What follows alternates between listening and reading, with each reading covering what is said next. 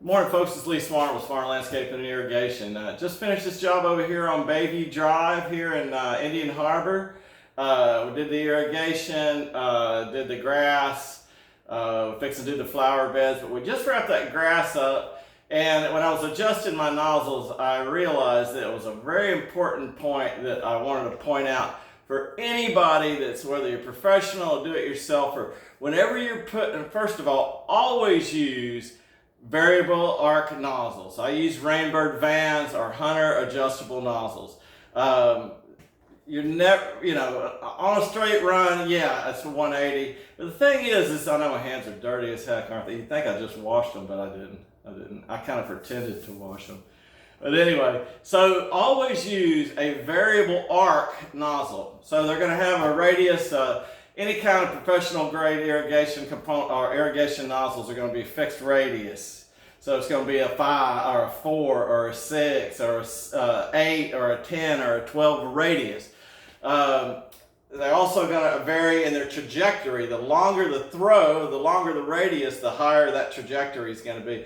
You can run into some problems with these higher, like a 17s, Rainbird Van 17s. They got such a high trajectory because they got to throw such a long ways. They tend to miss, and a lot of that water gets caught up in the flow. So a lot of that water doesn't hit the surface; it gets blown away by the wind. So those are factors you think about. But the point of this deal is whenever you put grass in, it's all had its feet cut off at the farm just recently. So it got cut. It doesn't have any roots at all. So now you're putting this grass down, and you want to water it. But you don't, anytime you're getting an irrigation system inspected, that you just put it in.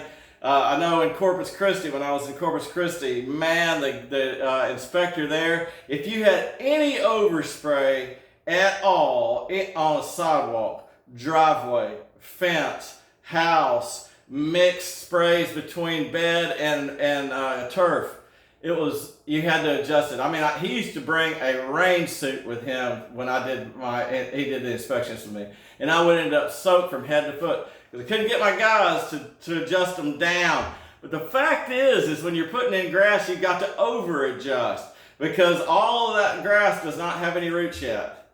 So all the water that's drinking has got to come from the surface. So if you've got your arc adjusted to less than a 180 on a sidewalk, let's say, all this grass right here at the edge is not getting sprayed on.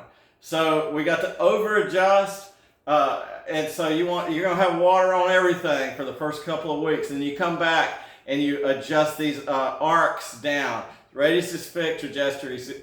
You can adjust the trajectory by moving your head up and back, although I don't recommend that. Your heads are supposed to be installed perpendicular to the grade. So if it's on a hill, then that head is going to be exactly perpendicular to whatever that grade is. So the trajectory, you can jack with that a little bit, but it's fixed in terms of the nozzle.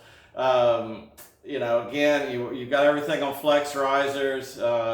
Always use a variable arc nozzle. That's what Vans stand for. Rainbird Vans means variable arc nozzle. That means you can open this thing up to 360 degrees, 126 degrees, 43 degrees, whatever it takes to make it work.